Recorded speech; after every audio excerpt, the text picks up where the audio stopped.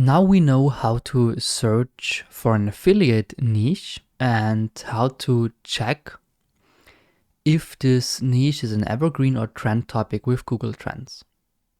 Now let's brainstorm a bit. And I want to give you 2 examples for choosing an affiliate niche. The first thing is, of course, the overall topic, which we have here, which is for the first example here, animal. So we want to focus on animals because we are interested in animals. We like to, play with them and so on and so on. But of course, this is way too big. You cannot make an Instagram page or a blog about animals. Way too big. And not concrete enough for your target audience. Because either you have people that are just interested in animal pictures, then of course you can make an Instagram page, but these people won't buy anything because you don't know if they have a cat, if they have a dog, if they have a horse, if they have an animal anyway, because they could just be interested in the pictures. But when you have a more specific topic, like dog,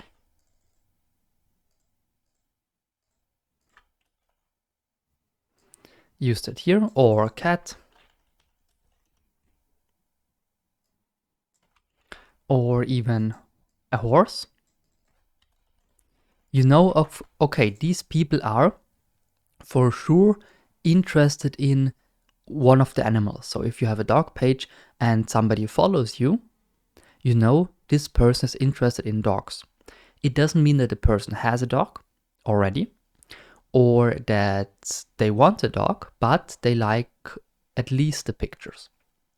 Okay, now you should make that even smaller. Why? Because, as I said, you don't know if the person even has a dog. But when you now use a smaller topic only for dog, like for example,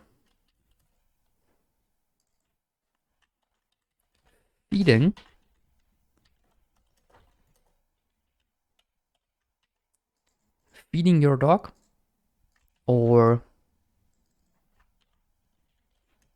a dog breed, dog training, you can be pretty sure that the person who watches content about these things is also interested in buying a product, or at least has a dog, and the chance is high that you can sell this person something. Because when you give good tips about dog training, that means, and somebody likes this, that means that this person likes your content. So when you now have a discount code maybe for a dog training, then the chance is high that this person books the training. So the smaller your niche, the higher the chance that somebody really buys a product.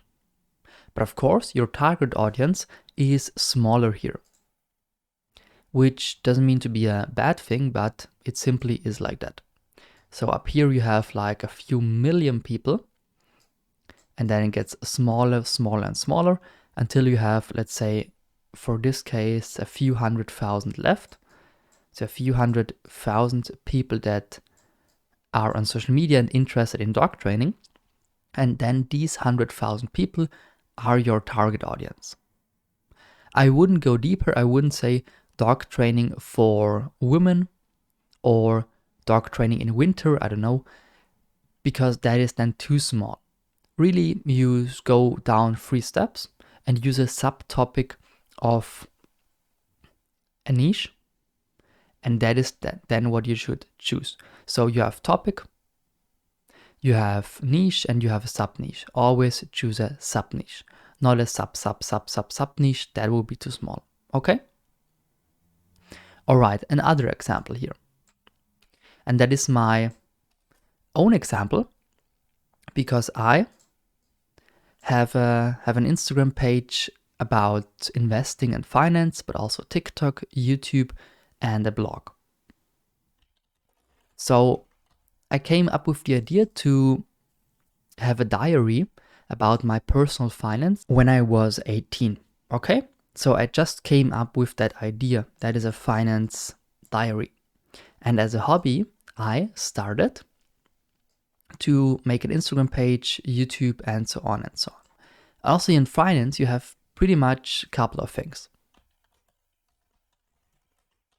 You have, for example, credit. So everything that is about credits. You have money tips. So how to save money and so on and so on. You have investing. You have business.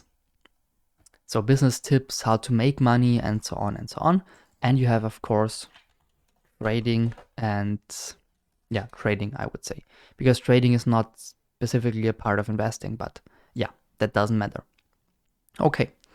And I chose investing as a topic for me because I knew I have no idea about credits. Money tips is too broad, so even when I do that, everybody's interested in it, but nobody's really like, yes, we need that. So this is a niche that is too broad. Business, everybody does, and trading, I have no idea about.